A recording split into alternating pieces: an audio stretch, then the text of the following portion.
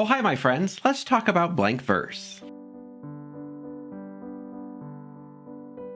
It's always great to see you here. I'm glad that you've come back. By now, I hope you've seen the shows we've done on different types of verse, accentual, syllabic too, and then the two combined, because today we're not talking about meter, not in theory anyway, but how you can apply the things you've learned about accentual syllabic verse by writing classic forms.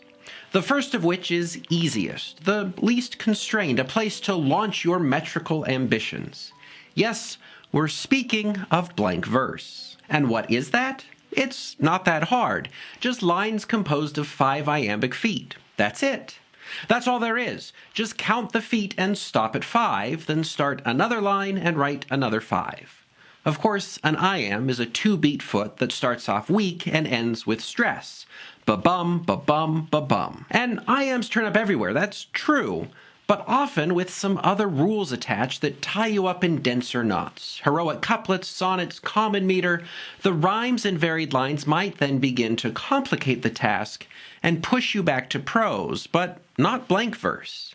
The only rule is 5 iambic feet. No need to rhyme. It's something all the greats have done. Like who?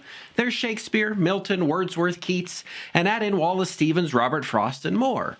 It's just a simple way to give your work a metered spine where free verse feels too slack. And oh, what's that? You've just observed the gap beside me on the shelf. The skull that's often there has gone somewhere. You might remember something strange occurred last week. That's when it disappeared, and frankly, I don't know where it's vamoosed to. 'Cause it's not beneath the couch or in the cabinet beside a bag of pinto beans. It's not retired on some other shelf. For all I know, it's gone to space. And now this shelf's as blank as rhymeless lines of 2-beat feet. So surely we'll get less complaints today.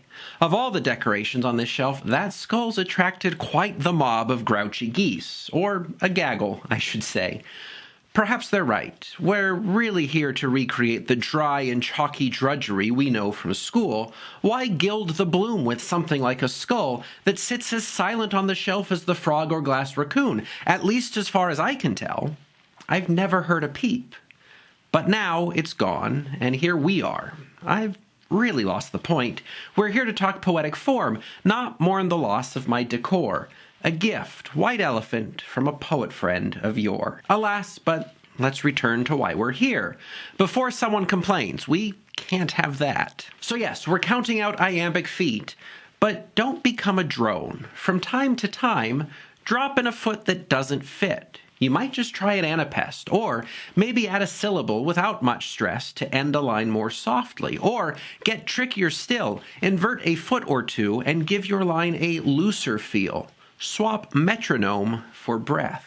We'll say more about the ways that you can modify your lines within the bounds of verse. For now, just know, while classic forms are fun, they feel old-fashioned, maybe trite. Not everyone will be too keen to read iambic lines, so keep the rhythm loose and free to fool your reader's ear. Disarm them with a subtle, gentle pulse instead. But honestly, what else is there to say? I hope you'll give this form a try. Below, perhaps, would be just fine. Or join a bunch of lovely friends on Discord through the link in the description. And before I go, again, I'm glad you spent this time with me. And thanks for watching to the end. At times you may feel blank inside, so make blank verse your guide and fill that void with poetry.